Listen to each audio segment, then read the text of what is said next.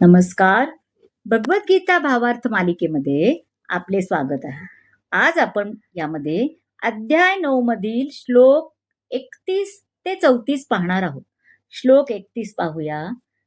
क्षिप्रं भवति धर्मात्मा शश्वत् शांती निगच्छति कौन्तेय प्रतिजानीहि न मे भक्ता प्रणश्यति.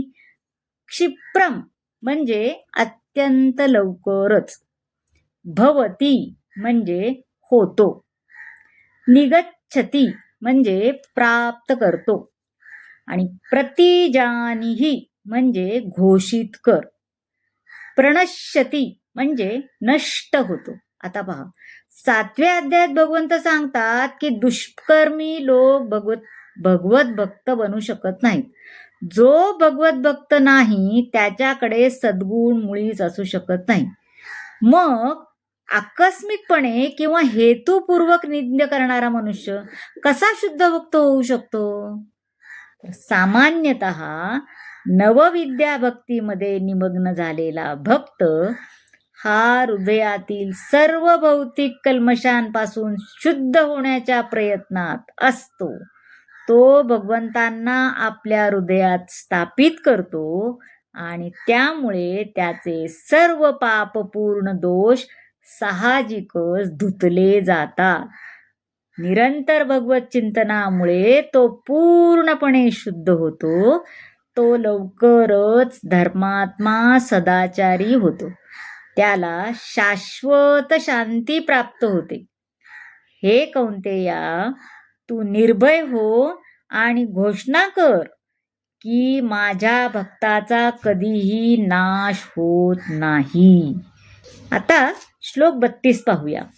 माहि पार्थ व्यपाश्रित्य येऽपि स्युः पापयोनयः श्रियो वैश्यास्तथा शूद्रा स्तेऽपि यान्ति परां गतिम्. आता व्यपाश्रित्य म्हणजे आश्रय घेऊन, पापयोनया म्हणजे हीन कुळामध्ये जन्मलेला. हे पार्था, जे माझा आश्रय घेतात, मग ते जरी कुठल्याही कुळातील असू देत, नीच असू देत, वैश्य असू देत, स्त्री असू दे, वैश्य, क्षुद्र, कुठल्याही कुळातले असले तरी ते परमगती प्राप्त करू शकतात. या श्लोकामध्ये भगवंत स्पष्टपणे सांगतात की भक्तीमध्ये उच्च आणि नीच वर्गातील लोकांमध्ये मुळीच भेदभाव नसतो. परमगती प्राप्त करण्याचा अधिकार प्रत्येकाचा आहे. आता श्रीमद भागवतात सांगितले की चांडाळ ही शुद्ध भक्ताच्या सत्संगामुळे शुद्ध होतात.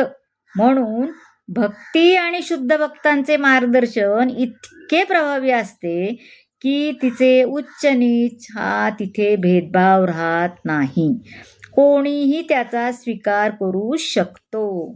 भगवत भक्ती इतकी प्रबळ आहे की भगवंताचा शुद्ध भक्त सर्व हीन कुळातील लोकांना जीवनातील परमोच्च सिद्धीची सुद्धा प्राप्ती करून देऊ शकतो. या श्लोकातील व्यपाश्रित्य या शब्दावरून दर्शवल्याप्रमाणे मनुष्याने श्रीकृष्णांचा पूर्णपणे आश्रय घेतला पाहिजे, तरच तो महान ज्ञानी आणि महान योग्यापेक्षाही श्रेष्ठ होऊ शकतो.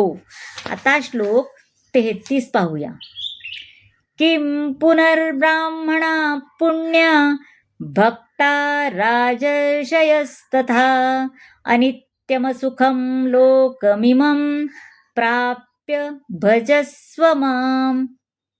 असुखम म्हणजे दुःखमय, इमम म्हणजे या, भजस्व म्हणजे प्रेममयी सेवेमध्ये युक्त हो.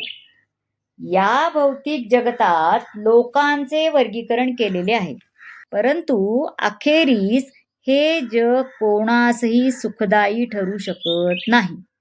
हे जग अनित्य आणि दुःखाने भरलेले आहे.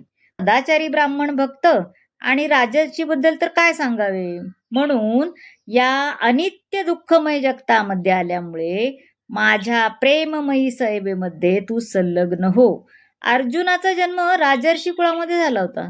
त्याला सुद्धा भगवंत सांगतात की माझ्या भक्तीचा स्वीकार कर आणि त्वरित माझ्या धामाला ये. प्रत्येकाने भगवंताच्या हृदयाशी आसक्त असावे, जेणेकरून तो नित्य सुख प्राप्त करू शकेल. भगवत भक्ती हा एक असाच मार्ग आहे की ज्याद्वारे सर्व कुळातील लोकांच्या सर्व समस्यांचे समाधान होऊ शकते. म्हणून प्रत्येकाने कृष्ण भावनेचा स्वीकार करून आपले जीवन कृतार्थ केले पाहिजे. आता श्लोक 34 पाहूया. मन्मना भव मद्भक्तो मद्याजी नमस्कुरु मामे वैश्यसि युक्त्वे वमात्मानं मत्परायणा. मतमना म्हणजे सदैव स्मरण चिंतन करणारा. भव म्हणजे हो. नमस्कुरु म्हणजे नमस्कार कर. आत्मनम म्हणजे आपल्या आत्म्याला. आता भगवान म्हणतात आपले मन सदैव माझे चिंतन करण्यामध्ये युक्त कर. माझा भक्त हो, मला नमस्कार कर आणि माझे पूजन कर. माझ्यामध्ये पूर्णपणे रममाण झाल्याने तू निश्चितच मला प्राप्त होशील. या श्लोकात सांगितले आहे की भौतिक जगताच्या बंधनातून मुक्त होण्याचे एकमेव साधन म्हणजे कृष्ण भावना होय. सर्व भक्तिपूर्ण सेवा भगवान श्रीकृष्णांना अर्पण केली पाहिजे. भक्तिपूर्ण सेवा करताना श्रीकृष्णांना वंदन केले पाहिजे. मूर्तीसमोर नतमस्तक होऊन आपले तन मन धन सर्व कर्म आणि सर्व काही त्यांना युक्त केले पाहिजे. त्यामुळे त्याला कृष्ण लोकाची प्राप्ती होणे सुलभ होईल. म्हणून बुद्धिमान मनुष्याने प्रत्यक्ष कृष्ण भावनेचा स्वीकार करावा आणि या भौतिक जगतामध्ये सुखाने जीवन व्यतीत करावे. म्हणजे त्याला कृष्ण लोकाची प्राप्ती होईल. अशा प्रकारे भगवद्गीतेचा राजविद्या राजगुह्य योग ह्या 9व्या अध्यायावरील भावार्थ संपन्न झाले. अर्थात 9वा अध्याय संपूर्ण झाला. तर मंडळी, कसा वाटला आजचा भाग नक्की सांगा. आवडला असेल तर लाईक करा, शेअर करा, सबस्क्राईब करा आणि कमेंट जरूर करा. धन्यवाद.